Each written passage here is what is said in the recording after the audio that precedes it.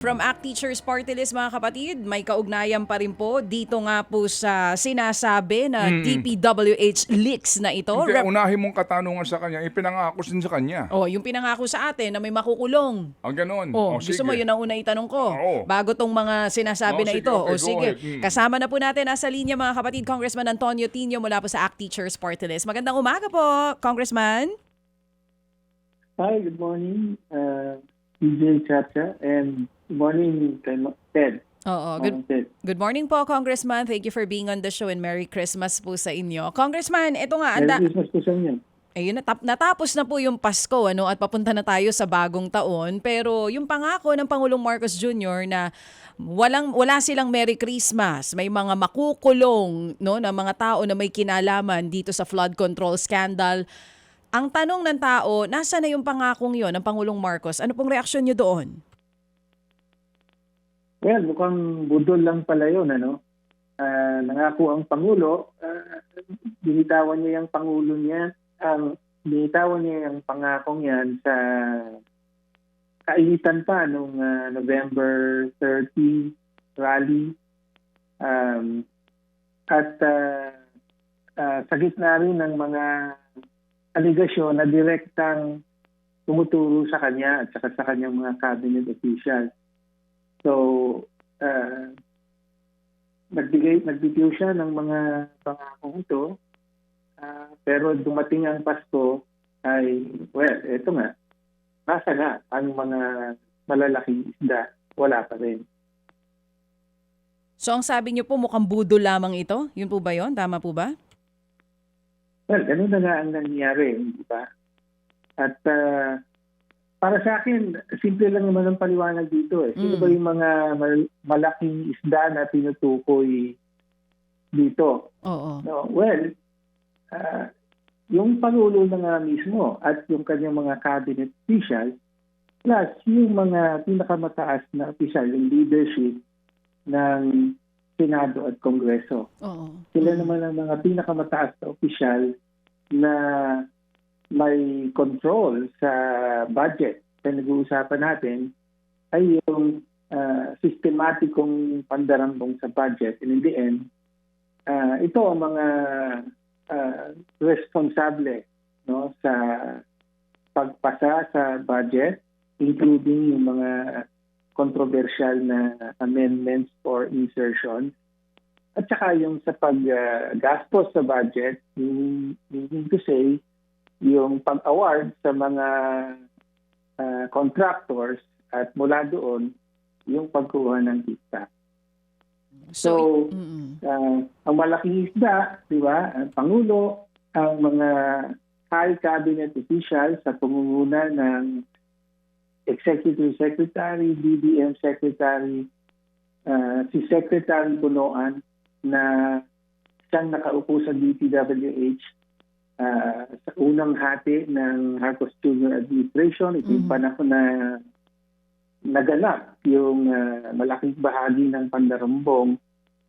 Tapos on the part of legislature, of course, yung Senate President, yung House Speaker, at saka yung mga chair ng Appropriations or Finance Committee, sila yung pinaka-in-charge sa budget.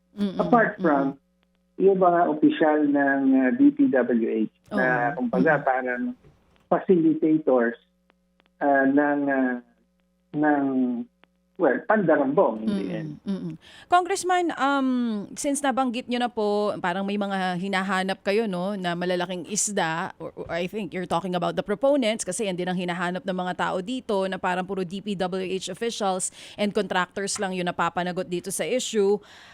Dito po sa inilabas ni Congressman Leviste na ang tawag niya ay summary pa lamang at hindi pa buong listahan di umano ng proponents. Ano po ang reaksyon nyo dito?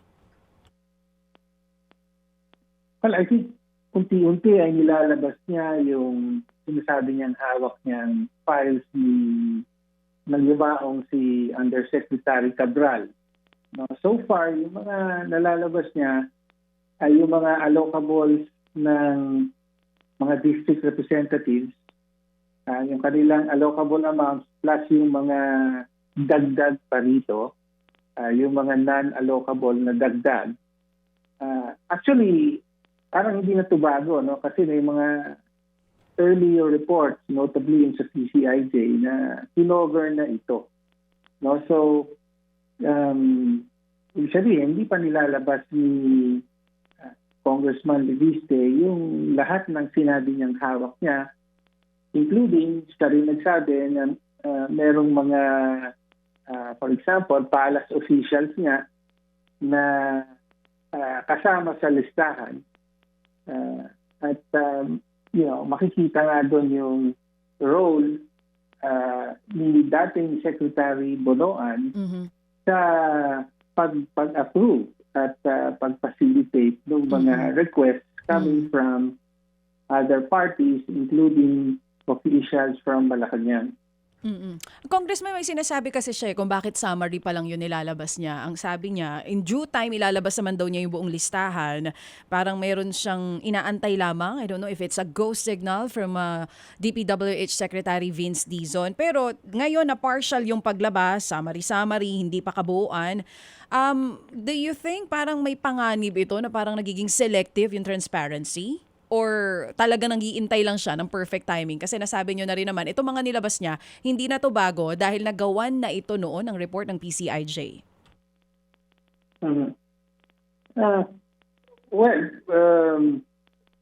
Hindi natin alam kung ano yung motibo niya, pero mas mainam talaga kung ilabas niya ng buo. No? In the first place, hindi naman niya kailangan ng pahintulot ni Secretary Dizon. Katulad niya na nasabi, yung mga PCIJ and others, pero pa nga iba, naglabas na rin ng including, for example, last night, napanood ako, First Lady raw, merong insertion of 100 million kasama siya sa listahan.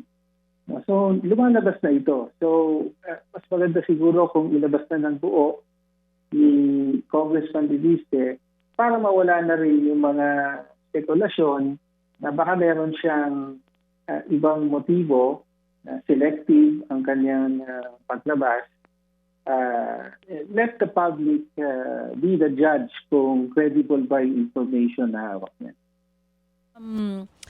Ang lagi nga rin pong sinasabi ng ilan, syempre paliwanag lang natin, di naman porke may kasama po sa listahan, automatic may mali na po doon. Bilang miyembro po ng Kongreso, para lang mas maintindihan ng mga kapatid natin, bakit kailangan bantayan etong mga pangalan na nandoon sa mga listahan para lang po mas mabigyan natin ng konteksto doon sa mga nakikinig sa atin. Kasi syempre initially, kapag naman nandun, hindi naman agad, masama iyon. Pero para po sa inyo, bilang isang congressman, bakit kailangan po tutukan po ito maging yung mga tao na nandoon sa listahan na iyon? Well, una po, importante talaga na mailabas lahat ng mga so-called proponents ng mga proyekto na pinopondohan sa budget. No? Tama yun. Hindi automatically kapag ikaw ay proponent ay meron na kagad anomalya. Problema. Anomalya. Okay. Pero ang panawagan natin sa lahat ay lalo na yung mga congressman, no, whether district or party list, at saka mga senador, akuin, no, at maging transparent sa mga proyekto na inyong ipinasok sa budget. No? So, para alam ng publiko, at ito namang listahan na to parang isang mahalagang piece in the puzzle lamang ito. No? Unang hakbang para malaman natin, okay, sino ba ang nasa likod ng mga proyektong ito? Tapos, sunod, ano nangyari sa actual na proyekto na-award ba yan? Kung na-award yan, kaninong kontraktor? At ipatupad ba ng maayos? Kung maayos, di okay.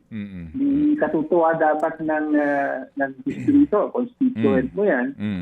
Pero kung hindi, ano nangyari, na overpriced ba, ghost ba, maayos ba yung proyekto, and so Opo. on and so forth. Opo. Congressman, di ho ba, sa akin lang po ito, no?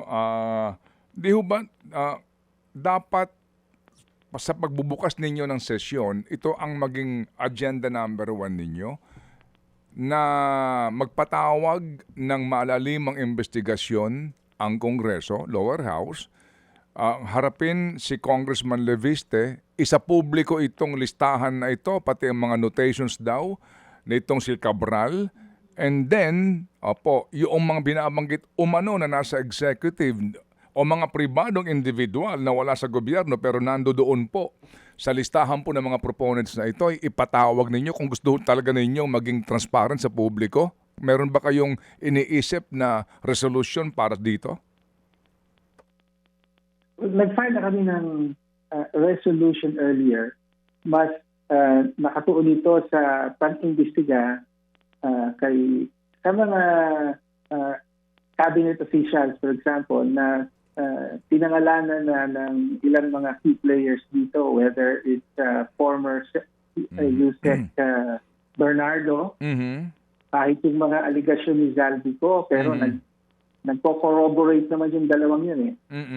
So, para ipatawag si Executive Secretary Bersamin, si former DBM Secretary Pangandaman, si Yusek Jojo Cadiz, former Yusek Jojo Cadiz ng DOJ. Department of Justice. At pati si Secretary Manny Bonoan. Tingin natin, susi si Secretary Manny Bonoan dahil siya nga yung nakaupo na nitong nakaraang 3 taon na may anomalya pala may malaking anomalya sa DPWH. So what is the parliamentary, Congressman, what is the parliamentary status of the resolution now? Well, essentially, inupuan po. Walang investigasyon na sinasagawa ang House. No, mukhang gano'n ang naging posisyon nila. Lahat daw ay daan na sa ICI. Okay, so inupuan... And in fact, dinala rin natin yung nilalaman ng resolution na to at yung mga panawagan na yan, dinala rin natin sa ICI, wala rin naman tayong alam na aksyon sa ugnay nito. Opo. So ano ang official stand ng buong minority bloc? Do you have one official stand o biyak-biyak din po kayo? Ano ang stand ng inyong minority leader? Kasi dapat dito, ito ang sinusulong ng minorya. Supposed to be po. Sa itong inyong ipinapanawagan, ano po ang nangyari? Well, sa totoo lang, wala namang iisang stand ang minority sa usaping ito. No? So I can only speak for yung aming Makabayan Bloc. Ito ang posisyon namin. Kami ang nananawagan na pag-imbestiga rito. Pero hindi ito necessarily ang posisyon ng buong minority. And that is sad. Well, yes, it is. So, yun. Opo, kasi Pero, sir, sandali lang Congressman Tino, with all due respect, no? Kasi itong pinag-uusapan natin, itong binabanggit nyo, ang laki ho ng implikasyon nito sa skandalong ito. Yung pong hindi na ipatawag sa Blue Ribbon, may mga pangalan doon na dapat humarap, di ba? May mga dapat po talagang tanungin ng masinsinan. And then, kung doon po sa Senado, natigil na ang investigasyon. And then sa lower house, with this development ngayon ng Cabral files na ito, hindi rin kayo mag-iimbestiga dyan at magkakaroon ng totoong pag-iimbestiga, saan pa tayo aasa dito ngayon? Di po ba? Ano ang balak ho ninyo within the minority? Kayo ho ba ay papayag na lang na gano'n? Na ang minority dito Makabayan Bloc lang? Wala nang iba? Of course, hindi tayo payag. No? At totoo yun na yung mga dapat mag-imbestiga, whether ombudsman ito or ICI or yung Blue Ribbon Committee, tumigil sila ng mga investigasyon nang tumuturo na sa Malacanang ang ebidensya at mga testimonya ng mga susing players. Latest lang itong Cabral files, no, yung mga nilalaman nito. No, so, yun na, wala nang investigasyon na sinasagawa. Sabi ko nga, hindi na pinapatawag si Bersamin, si Pangandaman, si Bonoan, etc. No, so kaya wala tayong malaking isda ngayon. No? Dahil sangkot ang Malacanang, sangkot ang mga pinakamataas na opisyal ng House at saka ng Senate. No? So, pinoprotektahan nila ang isa't isa. Ganun po ang nangyayari. Ako, ang tingin ko, kailangan magparamdam ang taong bayan mismo ng kanilang sentimento dito. At ako naniniwala, hindi ito katanggap-tanggap. No, na yung mga ihihilerang mga kapasuhan at ipakukulong dito, lalabas yan, posible na ilang mga sabi, meron daw ilang mga senador o kongresista, certainly yung mga ilang contractor din, tapos mga lower level officials ng DPWH. Pero I don't think that will be an acceptable conclusion as far as the public is concerned. So ito po ang pag-asa natin. Sa bagong taon ay mabubuhay muli at lalong lalaki ang mga kilos protesta ng taong bayan. Dahil ito lang talaga ang yumayanin sa Malacanang at sa Senado at Kongreso at maaaring magtulak sa kanila na magtuloy-tuloy sa investigasyon. Okay. So, kumbaga, ang inyong sinasabi, wala ang taong bayan aasahan sa Kamara de Representante. Well, kami ay patuloy na maglalantad ng mga nakikita natin at hindi, ang sinasabi ko ay umaasa tayo sa suporta at pagkilos ng mamamayan. So, panghawakan yung call ng mga pagkilos. Congressman, lahat ng sangkot dapat managot. Congressman, kasi po sinabi nyo, ngayon, sa taong bayan ng pag-asa, yung ingay ng taong bayan, yung protesta, dyan na lamang tayo ngayon sa sandal. Basically, sinasabi ho ninyo, kasi in the lower house ngayon, wala tayong aasahan because the minority, hindi kasama ang makabayan, ay nagmimistulang company union. Dahil kung totoo ang minority, ang isyong ito, sila talaga magtutulak. O baka mayroong mga nasa minority nasasabit din. Well, posible, no? Pero at historically, yung minority in the end ay hindi nga buo, di ba? At hindi masasabing genuine, ang pagkilos bilang minority in many cases.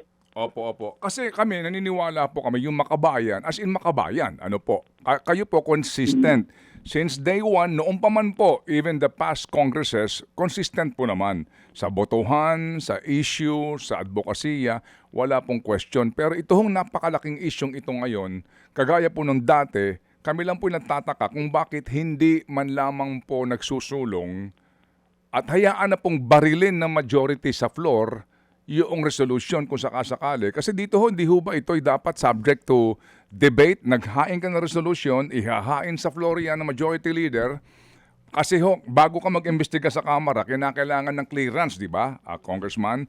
Clearance from the majority sa Speaker. Tama po yun. Yes, okay. Hindi ka kaya nga itong si Terry Ridon, naubol yung kanyang Dolomite na investigasyon kasi nag-announce na kaagad siya na iimbestigahan niya, wala pa palang clearance, di ba? Mukhang ganun nga po. Mukhang ganun nga. So, nag-announce siya, iimbestigahan ko itong Dolomite, wala pa ho palang formal po na approval kasi nga dadaan ka pa sa resolution and then the approval of the Speaker, of the leadership. So, hindi natuloy yon. Nakalimutan na po natin yon. So, dito in this case, kinakailangan ng approval. So dito po ngayon, oo, kapag hindi nag-push yung totoong minority dito, talaga pong kaninyo, magkakalimutan lang tayo dito, makukubliho na naman ito. And then, aasa ka na lang saan? Sa ICI na wala ho tayong kapag-asa kaninyo. And then sa Office of the Ombudsman. Ganun na lang yun. Kaya nga po, bottom line dito, yung ating pag-asa po sa isang institusyon na tutulong po dito sa katotohanan po na ating hinahanap, na ang tawag po'y Kongreso, opo, hindi ho natin maaasahan sa ngayon. May isa pa akong factor na gustong banggitin din, Ted. Meron din sa mga influential forces within civil society na unfortunately, meron din posisyon na wag nang, kumbaga, mag-focus sa pag-engage kay Pangulong Marcos para magsulong ng mga reforma. No? So, kasama dyan yung, tutulak daw yung anti-dynasty bill, yung mga reforma sa party list, mga anti-corruption measures. Pero parang ang kaakibat nito ay wag nang todong diinan si Pangulong Marcos at ang kanyang mga mataas na opisyal. No? So unfortunately, meron din ganung puwersa sa hanay mismo ng so-called civil society. Pero tingin ko factor din ito kung bakit halimbawa na nakakalusot na yung mga sinabersanin, sinapangandaman, ay nandiyan lang sa tabi-tabi pero walang malakas na bukod sa ilan, no? Walang malakas na nagtutulak na paharapin sila at pasagutin sa ba't pa sila sinibak in the first place. Magandang halimbawa dito, Congressman Tinio, yung impeachment at investigasyon ng Good Government Committee at ng mga komite sa Kamara sa intelligence fund, sa confidential fund ni BP Sara. Nanggigil sila doon. Opo, ilang daang milyon yun. Nanggigigil ang lahat. Ay talaga naman. Pero ito pinag-uusapan, trilyon. Wala nang gigigil. Hindi ba? I mean, not for anything else, pero yun ang magandang halimbawa dito, Congressman, di ba? Sa confidential fund, talaga namang umabot na ho ng impeachment. Gigil na gigil. Opo, dito po sa mga voucher ng mga piatos-piatos na ito. Pero dito, ang pinag-uusapan natin, trilyon, walang nang gigigil. Congressman, well, siguro maliban sa inyo, ilan, hindi naman lahat, ilan ng mga miyembro po ng minority. Sa gigil-gigil naman talaga yung confidential fund. Kahit pa sabihin natin 612.5 million. Opo, hindi, tama naman yung Congressman, if I may engage you. Tama naman yun, na ipurso natin yan. Kasi pera ng bayan yan eh. Hindi ba, walang question doon. Hindi ko sinasabi na hindi tama iyon, na hindi makatarong sa bayan yun. Tama po iyon. Nahabulin natin, papanagutin natin. Pero bakit dito, sa isyong ito, na mas malaki ng hindi hamak, para wala nang gigigil? Well, ang taong bayan, gigil na gigil. No? Ang ordinaryong mamamayan, hapon lang sa family Christmas lunch, ay yan ang usapan, di ba? Asa na yung mga malaking isda? Galit pa rin ang mamamayan. Pero nga, dahil damay-damay lahat ng mga mataas na opisyal, lahat ng makapangyarihan ay may interes na maging limited lamang ang damage sa investigasyong ito. Kaya nga, kung hindi tayo kikilos, ay maghahanay lang ng ilang mga scapegoat, tapos sasabihin ng Pangulo dyan, let's move on. Asikasuhin natin yung anti-dynasty bill, sige po. yung kadena bill, and so on. Sige po. Okay. Ganun po mangyari. Okay, sige po. So Congressman Tinio, salamat sa inyo pong panahon at ako po lamang humihingi po ng pangunawa to engage you in this kind of discussion para lang din po sa mga nakikinig sa atin, maunawaan po nila na ang Makabayan po, ilan ba kayo ngayon? Dadalawa lang kayo? Tatlo po. Opo. Tatatlo lang kayo. Opo. I mean, Opo. 'di ba? Oo, may mga iba nagpapanggap na oposisyon, 'di ba? Opo, pero ano magagawa ng tatlo dito po sa isyong ito kung gusto ho natin talaga ng katotohanan? Oo, na 'di ba imbitahan at papagpaliwanagin, iklaro ito pong Cabral files na ito at yung mga sinasangkot dito. So again, kami po'y tumawag po sa inyo para lang ho din namin makuha po ang inyong panig at malaman ng katotohanan kung ano pong uri ng Kongreso meron tayo ngayon. Naintindihan po natin, Manong Ted. Maraming salamat sa pagkakataon dito. At tingin ko, mahalaga ang papel ng iyong programa at ng buong media para nga maunawaan ng publiko kung ano ba ang sitwasyon at bakit walang malalaking isda tayong nakikitang nakakulong so far. Opo, opo. Sige po, salamat po Congressman sa inyong pong hanay at wag ko kayong kukupas ha sa inyong ipinaglalaban sa Makabayan. Salamat po Congressman. Maraming salamat, Manong Ted. Opo, thank you.